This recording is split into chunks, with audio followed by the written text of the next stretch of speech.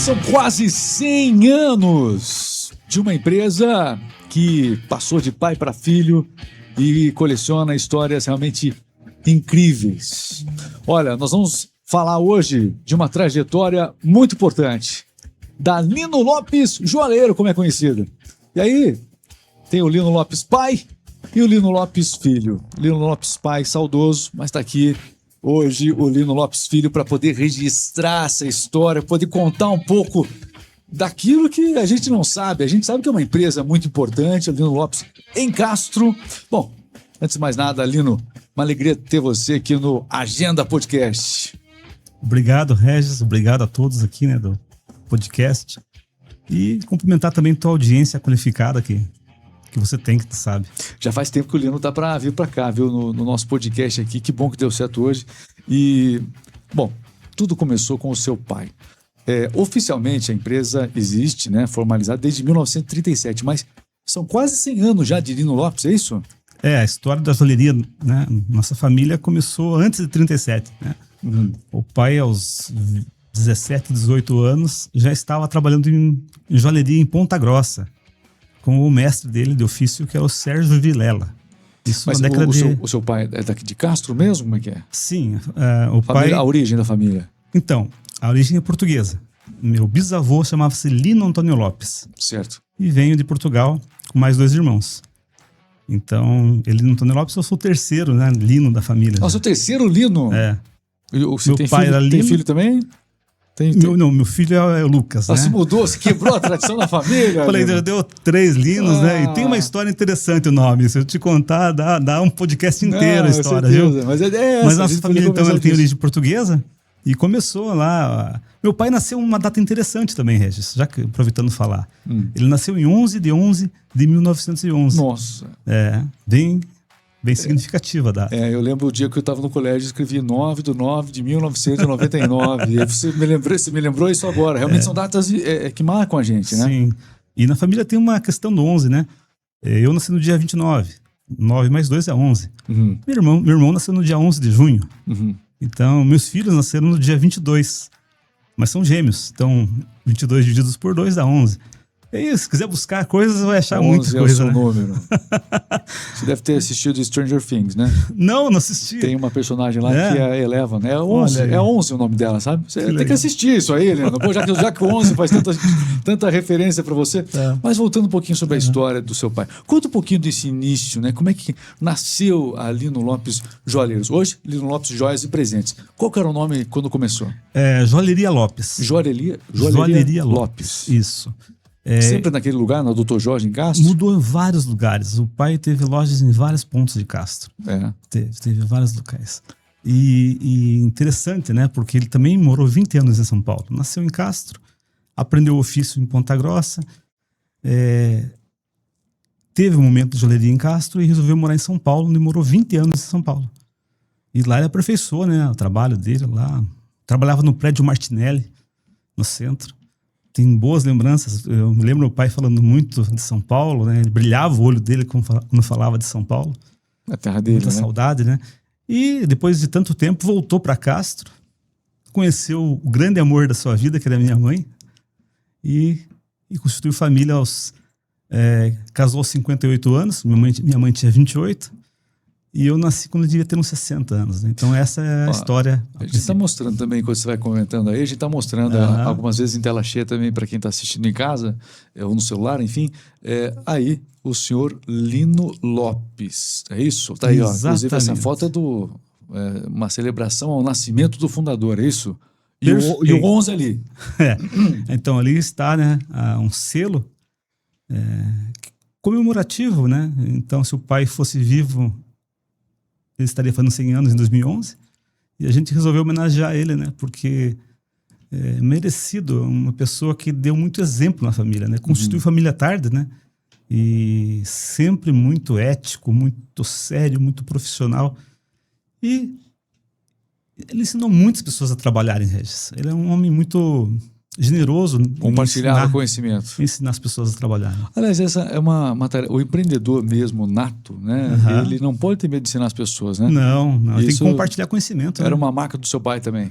era generoso nesse sentido. Ensinava muita gente. E era um artista, né? Assim, no sentido maior da palavra. Porque... Pois é. E o que ele... das lembranças que ele conta para você da loja, enfim, né? Quando começou a loja, né? Você não existia ainda. Não, né? Nem pensava existir. Então, vamos agora perpetuar as histórias dele através do podcast. Isso fica para as gerações futuras. Que histórias que ele passou para você desse início de empresa, aquilo que marca você e que você agora tem essa oportunidade de fazer um registro especial aí desse início do Lino Lopes lá atrás? Seu pai. Então, o pai era muito atuante, né, na juventude. Então, ele participou de diversos movimentos, né? Ele escrevia muito, gostava de escrever também, tinha uma ligação muito forte com... Comunicação, né, escrita. Na época, o jornal, né? Jornal. Na época, jornal. Revista? Não, acho que jornal só, né? Em 1937, ele anunciava no jornal chamado O Legendário, em Castro. Um jornal que não teve muitas edições e foi interrompido também em outubro de 1937, se não me engano, outubro, a última edição. E o pai começou a assinar até como gerente do jornal, né, por um período. E por que foi interrompido em 1937 o jornal Legendário? Porque era um jornal de cunho integralista em 1937. Deus, Pátria e Família, e eu tinha umas ligações aí, né, com a questão política, realmente, né? Religião, propriedade privada. Assim, um jornal mais de direita mesmo. Direita, sim. Isso não ficava muito estabelecido ainda naquele tempo, né? Direita, esquerda. Mas eram valores ligados à direita. Conservador. Perfeito. Tá. E o Getúlio Vargas, né, fez o golpe de Estado chamado Estado Novo, em 1937. E o pai foi um dos, infelizmente, detidos, né, nesse processo. Foi um preso político mesmo, né? Sim, teve a detenção. Naquela época já acontecia. Olha, e tem umas semelhanças com o que acontece hoje.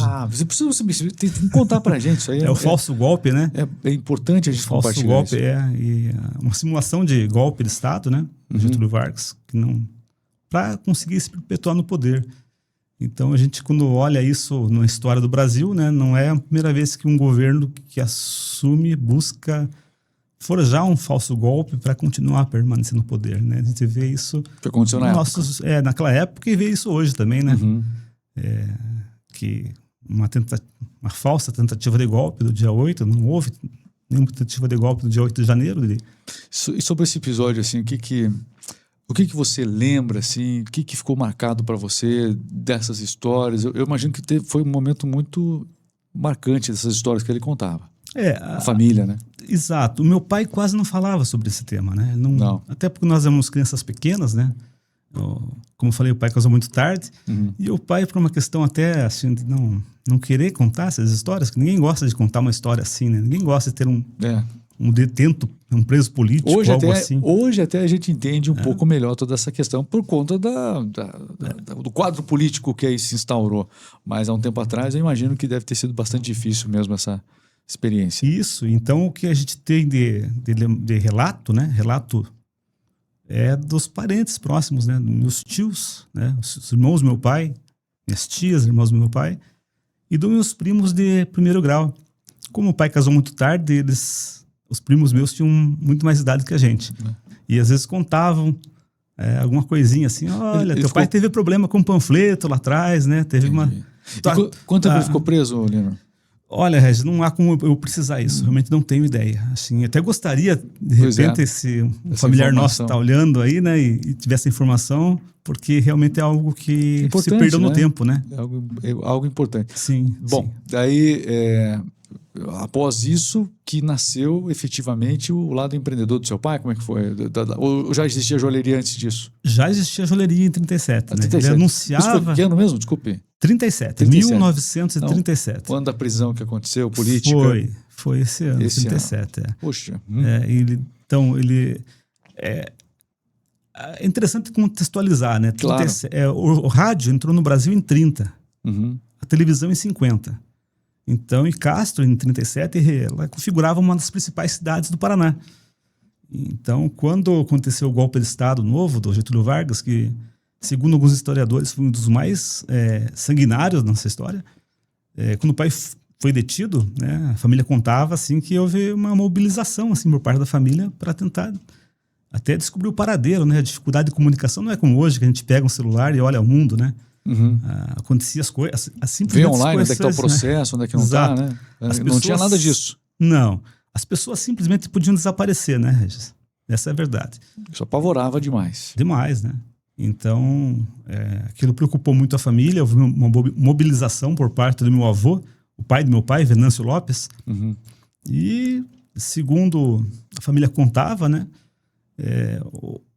Quando o pai foi liberto, né? Da detenção, vamos chamar assim? Detenção política, política, né? Política. Política. Quando o pai foi liberto, ele chegou em casa e a família contava muito isso. O Venâncio olhou para ele e falou assim: se você está vivo, dê graças à maçonaria. Meu avô era maçom em Castro.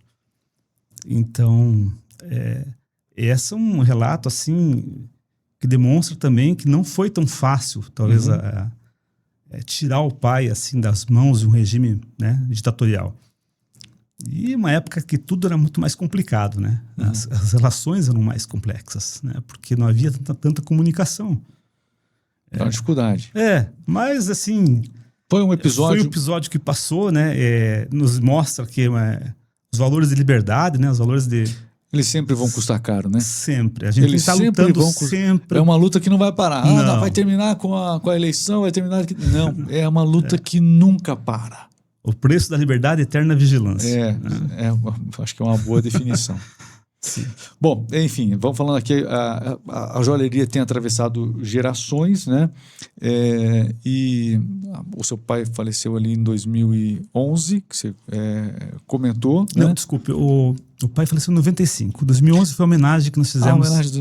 Perdão. Fundador Ele faleceu em? 95. Foi o ano que eu cheguei em Castro. Com 84 anos o pai faleceu. Não teve uma vida longeva ainda. Não tive o privilégio de conhecer ele, porque foi o ano que eu cheguei em Castro, justamente. Meu pai viu, veja bem, como sempre é tempo para Deus, sempre é tempo, né? E Deus... Eu não posso criticar, né, um relacionamento de uma pessoa idosa com minha mãe tinha 28 anos, o pai tinha 58 anos. E, né, viu meu irmão se formar na faculdade de publicidade, de turismo, né, na PUC. E na Federal, meu irmão se formou em turismo. E eu estava no 3º ano da faculdade de administração quando ele faleceu. Então, assim, ainda conseguiu curtir bem os filhos e a família, né? Apesar de casar mais tarde. Lino, a empresa, qualquer empresa que exista, se ela existe com um propósito, né? Ela tem, enfim, um sentido diferente de ser. A joalheria está presente em momentos que são únicos nas pessoas. Casamentos, batizados, noivados, enfim. Como é que é fazer parte disso na vida das pessoas? Você recebe muito retorno sobre isso? Regis, que bom que você perguntou isso. Porque a gente tem a profissão nossa quase como uma missão, né? Vem de família, vem de tradição. Então a gente tem muito relacionamento muito forte com nossos clientes. E a gente gosta, Regis, de entender que realmente uma joia, mais do que um simples adereço de valor, né? Ela leva uma história junto. Um anel de formatura carrega uma história. Uma aliança carrega uma história. Ciclos que terminam e começam na vida das pessoas. Sim. E tem algumas coisas que não, de fato, o valor material não é tão significativo quanto o valor emocional que aquela joia representa, né? Meu tio Jair Lopes, por exemplo, deixou o anel de formatura dele para nossa família. Infelizmente tivemos um acidente de percurso, um assalto, um roubo, e esse anel foi embora, né? Não é o valor do ouro que está ali que importa, o valor ali é sentimental, né? Mas eu tenho um pequeno pingente que o pai gravou para a mãe dele, né? A Boa Mamãe. É uma plaquinha que eu acho que é colocada numa bolsa, uma carteira de mulher. O pai fez isso assim, a Boa Mamãe, gravado, né? O filho abreviado, o FF, Lino, e a data, 17 de junho de 32. O pai tinha 21 anos, Regis. Gravado à mão. Garotão. No buril, né? Buril é uma faquinha que corta metal. O pai já estava tendo aquela habilidade que ele foi sempre exímio em fazer gravações. Um trabalho que poucos profissionais conseguiram com tanta perícia como meu pai. Isso é um orgulho mesmo pra gente. É lembrar que ele teve esse talento fantástico para a joalheria desde pequeno. E assim, imagina essa plaquinha, tá comigo, Tá no meu bolso até aqui, se quiser depois dar uma olhada. Não, vamos ver agora. Tá com a plaquinha aí? Tô Por aqui. favor, a tua câmera é aquela ali? Lino? Mas é muito pequena, talvez tenha que Não, mas aí aumentar, deixa eu fazer um ver. zoom. Vamos ver se eu consigo aqui. Esse aqui é um valor, assim, para a família, até porque escapou de vários problemas Então, a plaquinha super pequena. Deixa eu ver se eu consigo mostrar aqui, ó. Vamos fazer o seguinte, deixa eu ver. Será que consegue mostrar aqui? Aqui acho que dá pra... Eu não sei se... Acho que não dá pra se ler, mas a gente vai colocar depois... É bem pequena. Ó, nos cortes nas redes sociais... Eu tenho umas fotos com câmera macro, fica bem legal. Nas redes sociais a gente vai colocar os cortes aqui, mas o que tá escrito aqui? Deixa eu ver. Isso que você comentou, como é que é? Bem manual, né? Boa mamãe. A letra bem manual. Bem manual. E letra bonita, hein? Com 21 anos. Nada automático, não. Não. Hoje em dia tem muito automático na impressão muito, da joia. a gente mesmo usa laser lá. Gravação a laser. E essa aqui foi feita pelas mãos dele. Sim. Poxa, e a honra, data hein? chama atenção, né? É 17 de junho de 32. É muito pequena a data também que tá aí. E essa peça ficou muito tempo jogada, assim, sabe? Sem dar acompanha a gente nas redes sociais para você ver depois essa imagem aí. A gente vai colocar depois. Então são coisas assim, sabe, que a gente às vezes não dá valor e para olhar e pensar um pouco o significado emocional disso aqui, né? Então tem um significado interessante. Essa profissão e você falou das joias, né? Sim. Eu aproveito para falar, olha, eu sou muito grato a Castro e aos meus clientes, né, que nos proporcionam toda essa vivência, toda essa história, que eu acho uma história bonita de ter uma joalheria há tanto tempo numa cidade. E a gente se aperfeiçoa graças aos clientes, que são exigentes também, nos cobram qualidade, né? E a gente também faz questão de tentar entregar sempre a melhor qualidade. E tem alguma história, a gente falando que as joias são importantes na vida das pessoas, marcam ciclos. Tem alguma história que em particular ficou marcado para você, de algum cliente, esse retorno, uma história de uma joia que realmente vem em primeiro lugar agora na sua mente aí? É difícil, Regis, eu vou fazer injustiça se você tá uma Não, é só, só né? uma. Eu sei que você tem muitas, todo mundo sabe. As alianças sempre marcam a gente, sabe? As alianças. As alianças. A neuroformatura também, né? Não precisa citar nome, mas tem alguma situação especial que marcou você? Não, eu posso citar uma que é recente, então vou citar uma recente porque tá na minha memória. Tá esquecendo já, Leon? Não, eu 54 anos começo a falhar as memórias. Uma amiga minha de infância, por que não dizer, né? Os filhos grandes já, né? Foi na minha joalheria. E ela mora na Bélgica, né? E o filho dela mora na Bélgica também. E fizeram um par de alianças conosco. E um dia eu estava assim, não sou muito de frequentar a rede social, né? Mas coincidentemente eu estava na rede social e vi o casamento deles, né? Um casamento ao ar livre, muito bonito. E as alianças eram daqui, nossas, né? Então assim, eu olhei aquilo e falei, olha que espetáculo. Poxa vida, de certa forma eu participo de um momento muito feliz das pessoas, né? Que é o casamento. Então a gente coloca sentimento também no que faz, né? Ô, Lino, eu conheço você há alguns anos e aqui durante o podcast, quem pôde ver um pouquinho o pouco que a gente conversou até agora, já pôde ver uma coisa. Que você, de fato, é uma pessoa emotiva. Muito. Dá para perceber que você valoriza histórias. Dá para perceber que você é muito coração. Isso a gente sabe que é herança familiar também. Isso é muito importante para o empresário nunca perder, né? O empresário não pode perder o coração. Não pode ser muito duro, né? Regis, eu tento ser duro, sabe? Eu sou uma pessoa assim muito, às vezes né? A gente tem que ser. Tem que ser, né? Mas eu acho que o que nos faz humanos é esse sentimento de relacionamento com as pessoas, né? Perceber que o mundo é feito de propósito. É o semelhante, né? O semelhante, essa palavra. O homem que perde o propósito de vida, perde tudo, né? Tem um filósofo, acho que Nietzsche, falava, né? Qualquer pessoa suporta qualquer porquê se tiver um porquê, né? Se tiver um como, né? Um motivo em si, né? A gente tem que ter essa motivação. Você suporta qualquer coisa se tiver um porquê, né? É esse propósito da vida, né? A gente tem que achar propósito nessa vida. Senão a vida fica vazia, né? E a gente tem que acreditar naquilo que a gente faz. Eu tô falando que você é coração. Sabe por que eu entrei nesse assunto? Eu preciso fazer aqui um agradecimento muito especial.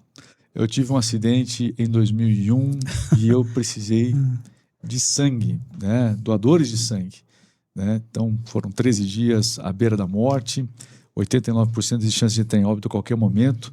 E eu estou entrevistando no podcast hoje um dos meus irmãos de sangue. Eu não nasci em Castro, mas eu recebi sangue do Lino Lopes. Então, Lino, eu quero aqui aproveitar. Eu não precisava fazer isso, eu sei que não, né? Mas eu não podia perder a oportunidade de agradecer você por esse ato de humanidade. Sei que você é uma pessoa coração, a gente acabou de falar disso no podcast. E eu preciso tornar público esse agradecimento. Eu sei que não precisava, mas muito obrigado. Isso fez muita diferença na minha vida, na vida da minha família. Esse ato de solidariedade, você ajudando a organizar ônibus e tudo mais, que eu soube para levar doadores de sangue para mim, isso é uma coisa que eu vou levar para sempre. Mas, Regis, você sempre foi uma pessoa muito querida aqui em Castro, você sabe disso, sempre. E uma promessa como liderança que é, né? E a gente fez o que devia fazer, né? Faria tantas vezes quanto fosse possível, né? 2011, eu fico muito 2001. feliz, ficamos muito felizes de ver, né? Toda a recuperação que você teve, um momento difícil, né? E Deus foi muito generoso, né? Conosco, né? Tanto com você de recuperar e quanto a gente poder ajudar também. E eu conheci seu lado mais emotivo, mais, né, humano mesmo, logo em seguida. Porque daí quando a gente conversava sobre o assunto, eu via, né, no seu olhar a emoção.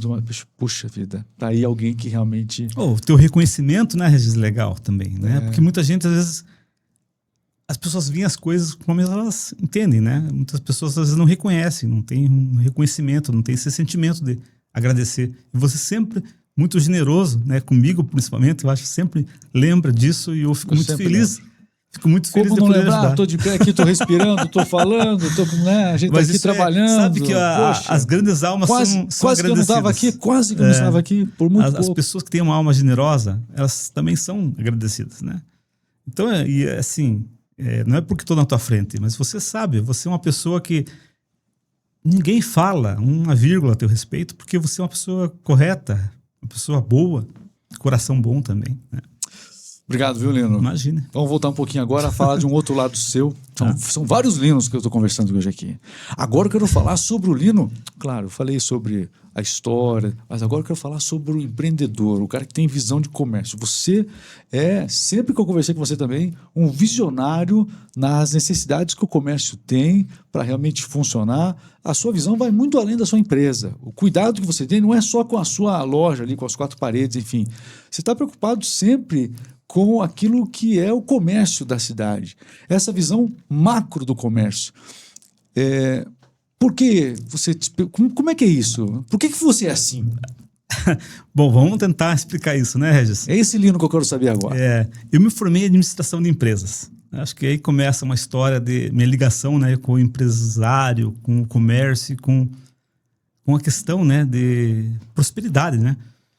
Eu acho que isso ajudou muito a minha visão, né? A formação minha em administração me ajuda muito.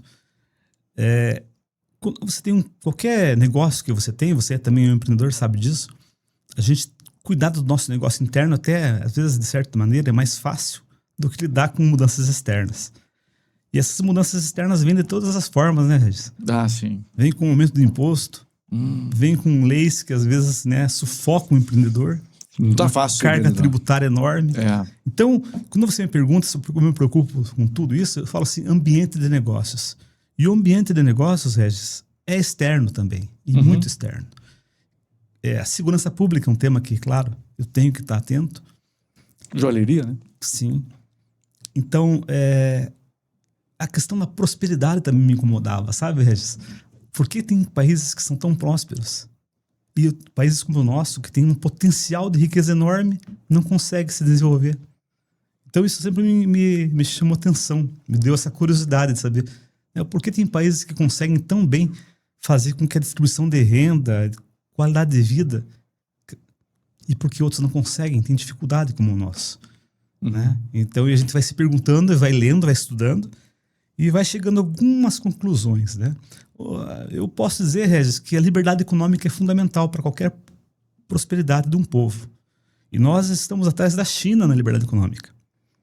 Se você pegar o ranking que mede a liberdade econômica dos países, nós estamos muito mal colocados.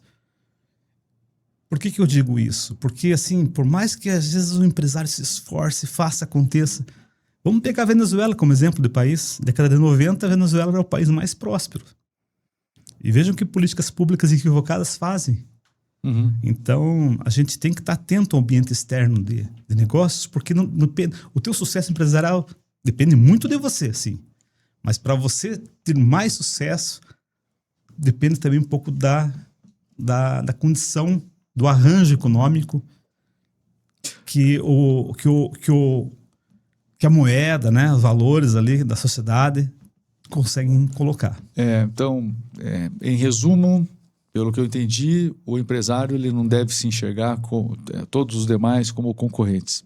Todo mundo está no campo, a torcida são os clientes, e no campo ou se joga junto ou o time não joga nada com nada. Tem que bater bola muito bem. O empresariado ele tem que realmente fazer essa articulação um com o outro dos mais diversos ramos, e a força empresarial municipal bem orquestrada, bem ordenada, bem relacionada, ela que faz diferença para um comércio se tornar forte de verdade. Perfeito, é isso mesmo.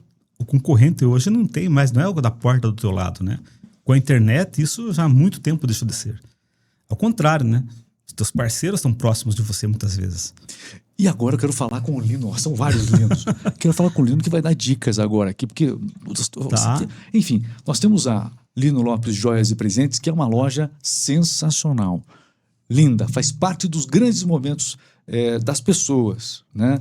E agora eu quero algumas dicas. Por exemplo, eu quero começar falando de relógio. Hoje a gente tem dominando a questão dos smartwatches e tudo mais. O que mudou no mercado dos relógios? Mexeu com o mercado do relógio tradicional ou não? Sem dúvida. O celular, né? Hoje o relógio é um acessório de moda. Né? Deixou de ser uma funcionalidade como era antigamente, né? Havia o status e havia a funcionalidade dele, né? A qualidade importante. O relógio sempre foi um sinônimo de status. Hoje é muito mais designer, né? É muito mais assim, uma composição do teu figurino, né? Porque o celular tem hora certa, se for pensar bem, né? Então, isso tudo mexeu um pouco? Mexeu bastante, né? Tem o smartwatch, que é a questão do celular com o relógio, né? Você está no tradicional, lindos relógios, inclusive, eu vi lá na Lino Lopes, eu já gosto mais do smartwatch, mas lá também tem smartwatch. Tem também, trabalhamos com uma linha bem completa de relógios, assim, femininos e masculinos. E, assim, a gente sempre conversa com o cliente, né? O que ele está procurando. Se ele não sabe o que ele está procurando, ele tenta ajudar a entender o que vai se adequar melhor ao perfil do cliente. Né? Se é um relógio para usar no dia a dia, se é alguma coisa mais social, né? Para um terno, uma gravata, né? Uma coisa mais clássica, né? Uma peça mais clássica, ou se é uma tecnologia, mesmo um smart, para conectar com o celular, né? Mas hoje, entre os smartwatches e também os relógios tradicionais, os homens que vão comprar, a maioria dos homens ainda compra o relógio tradicional ou a maioria já está comprando smartwatch? É a maioria tradicional ainda. A maioria tradicional. A maioria quer um relógio... Maioria que porcentagem, mais ou menos? A grande maioria, não? Acho que 70%, 80% é bastante. O pessoal ainda... O pessoal está lá vindo do lado dos anos 90. Você está falando do... Sim. Mas a garotada já muda, então. Já muda, já vai... O pessoal mais novo vai mais pro smart, né? Eu sei como é que é, entendeu? Estou no smartwatch e tal. Muito bom, Lino. Bom, enfim, a gente está aqui com esse podcast especial, Lino Lopes Joalheiro, contando essa história fantástica de uma empresa que, enfim, estima-se que são quase 100 anos, né? Aqui em Castro, mas 89, comprovadamente, 90 anos praticamente já, de uma empresa que quando você olha a fachada, aí você pensa, puxa vida, que história tem por trás da Lino Lopes? Uma história de vidas, né? Uma história aí realmente de um empreendedor lá atrás, o Lino Lopes que a gente mostrou, coloca mais uma vez na tela aí também, isso, tá aí o Lino Lopes, tem mais imagem dele aí, aquela em pé também, enfim, e um filho que segue aqui, portanto, com esse empreendedorismo do pai, né, e com esse lado humano que a gente destacou no podcast. Vamos falar um pouquinho também de política. A gente deu até uma pipocada ali em alguns assuntos. Você aqui em Castro, hoje você está à frente de um partido que tem uma expressão nacional muito importante, que é o Partido Novo, né, do Romeu Zema, enfim. Como é que você vê esse crescimento tão grande no Brasil que teve nesses últimos anos o Partido Novo? Regis, a gente acompanha o Partido Novo também, né, porque é um partido que tem princípios e valores. Né? A gente percebe o rigor. Até para ser candidato pelo partido, ele faz um teste assim, por eficiência, enfim, um teste para ver se a pessoa tem um perfil, né? Se tem condições realmente de representar bem as ideias liberais do partido. Quando falo liberal, no sentido assim de liberdade econômica, o cidadão com voz ativa, né? Um Estado mais enxuto, né? Não tão grande, não tão opressor também. Aparelhado, né? Aparelhado, Então, o partido ele traz uma série de valores lado conservador e liberal, no sentido de dar protagonismo ao cidadão. A palavra seria mais ou menos essa, protagonismo ao cidadão. Entendendo que o cidadão deve e tem que tocar a vida dele, né? Sem ter tanta trava do Estado. Né? Um pouco mais de liberdade. A gente tem uma cultura que o Estado sempre vai à frente, né? E não é bem assim, né? Eu acho que o Estado tem que ter o seu local, o seu lugar. Eu comparo muito, Regis, às vezes, falando um pouco do partido, claro, mas um pouco da ideia, né? É como se fosse um prédio, né? Você mora num condomínio, vamos supor. Você tem áreas comuns, né? Que tem regras comuns. Então, o síndico, o Estado seria o síndico. Ele vai organizar a área de lazer, a área do corredor, lá, o elevador. Então, tem regras comuns que tem que todo mundo respeitar e é correto. Agora, o síndico não pode falar a cor do teu apartamento dentro dele, né? Que cor vai ser a parede, né? O que você vai comprar, entende? Então, há uma certa limitação. E a democracia, Regis, é muito boa porque ela divide o poder na mão de vários idiotas, com todo respeito, né? Porque não fica aquela coisa... Uma pessoa, um ditador, vem lá e faz uma bobagem muito grande.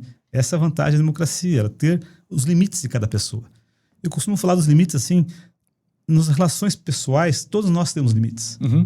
Pai e filho tem limite entre si. Precisa ter, né? Tem, marido e mulher, tudo há limite. E o Estado também tem que ter limite. Eu gosto muito da frase do Ronald Reagan, que fala o seguinte, governo sem limites, cidadão sem liberdade. Então, quando eu vejo muito nossa cultura... lembrei do Brasil agora. Lembrei do Brasil. Coincidência? Enfim... Eu vejo muitas pessoas, às vezes, querem fazer das suas vontades leis, né? Vamos fazer lei. Quanto mais leis regulamentar tudo. Quanto mais lei você fizer, vai chegar um momento que vai travar tudo. Né? E não vai ser bom para ninguém também. Se cada pessoa que quiser fazer das suas vontades uma lei, chegar ao poder e resolver fazer isso, não vai dar bom, né? Às vezes é o contrário, às vezes é de simplificar o máximo possível e fazer de poucas leis serem cumpridas, né? Que é o que às vezes não acontece. São ideais presentes no Partido Novo, sem sombra de dúvidas. Também, estou gravando esse podcast aqui com o Lino, também já aproveito para comunicar da honra que é fazer parte. Eu também fiz a minha filiação recentemente no Partido Novo, justamente por essa identidade que você acabou de comentar, e eu entendo também que realmente é um partido que vem com esses diferenciais, com essa identidade muito bem definida. O brasileiro, cada vez mais, ele cobra dos seus representantes a identidade. Isso tem que ser claro. Existe uma frase do Abraham Lincoln que ele falava o seguinte, eu não sei o segredo do sucesso na política, mas eu sei o segredo do fracasso.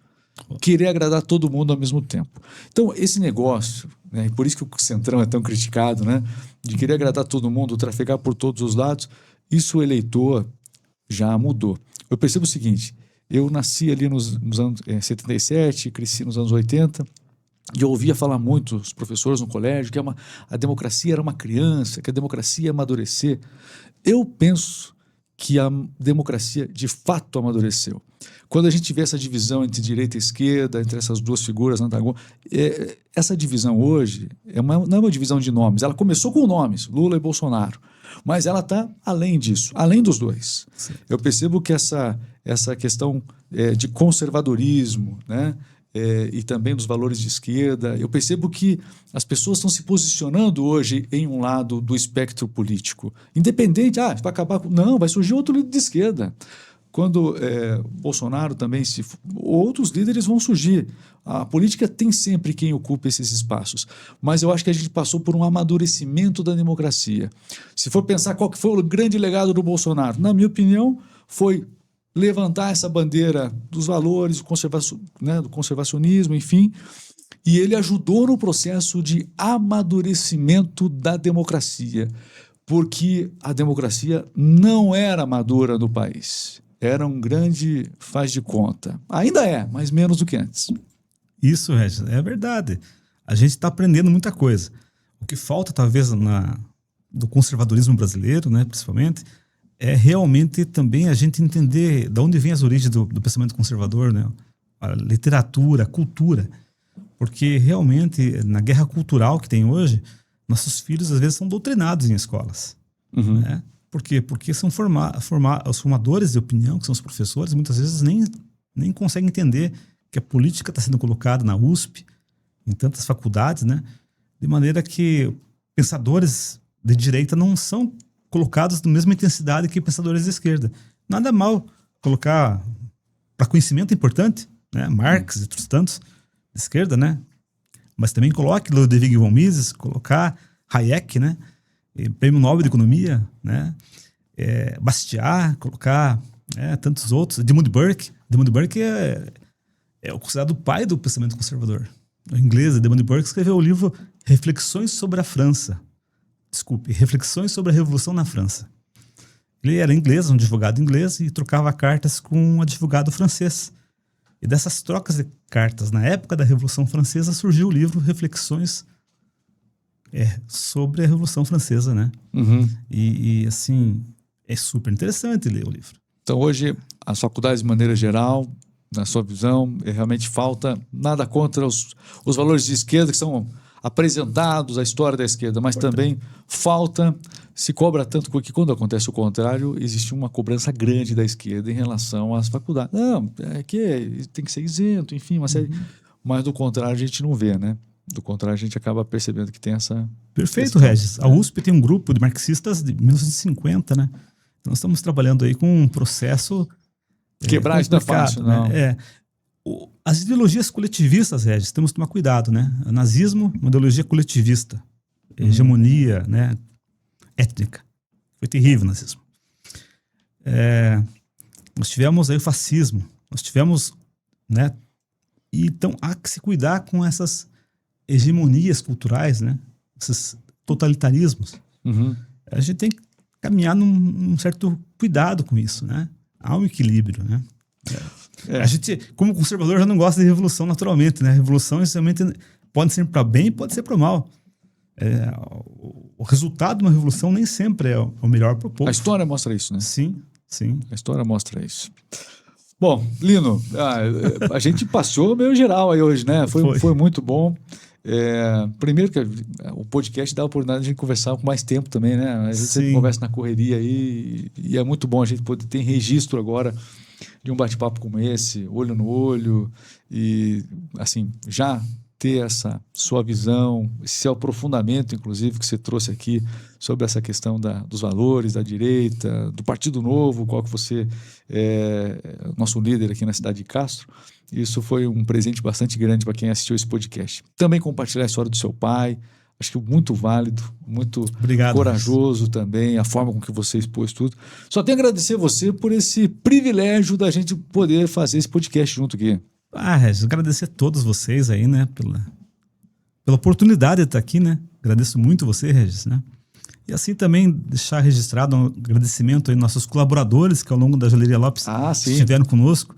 Nós temos uma colaboradora, a Edna. Edna é figura carimbada lá. A Edna trabalhou acho que 15 anos com meu pai e está comigo há 20 anos. Só para você ter uma ideia, a gente passa na frente da porta, eu vou estranhar mais de não ver ela do que não ver você, pra você ter uma ideia, entendeu? O pessoal comenta que eu não fico tanto com ela na loja. Mas então um abraço para a Edna, né? Para todos os meus colaboradores lá, para a Giovana. Agradecer a minha família também, né, Regis? A família toda, né? Que sempre nos auxilia, nos ajuda. Eu falo que família é o bem mais precioso de qualquer pessoa, né? A gente poder ter nascido numa família tão boa também é um... Fala o nome da família toda, vai, fala aí. Eu quero que você fale lá. Poxa, fala aí, vai lá. Não, todos eles, não vou citar nomes, vou esquecer alguns, outro. Que isso? Então, né? Então a gente só agradece a oportunidade de estar aqui, Regis, né? E com certeza espero também em breve termos mais oportunidades para trocar mais ideias, porque é importante. Precisamos, né? A comunidade precisa. Precisamos. É muito bom ver você comentar, aprender com você aqui também. Imagine, entendeu? eu vim aqui trocar uma ideia, né? E assim, eu acho que vale a pena, Regis, a gente conversar sempre, sabe? E a gente precisa fazer mais isso. Com certeza. Tá aí, ó. E aí? Isso. Podcast com Lino Lopes aqui. Obrigado, Lino. Opa, obrigado, Regis. Agradeço. Privilégio muito grande ter você aqui no podcast. Olha, esse episódio está disponível no Spotify, Deezer, Amazon Music. Também você pode assistir no YouTube. Você que está nos ouvindo pelas plataformas de podcast, no YouTube tá lá. @agendacast, agenda.cast, @agenda.cast no YouTube. Obrigado ao nosso produtor aqui de hoje. Alô, Igor Possato, aquele abraço. Valeu. Pessoal, grande abraço. Fiquem com Deus. Até a próxima.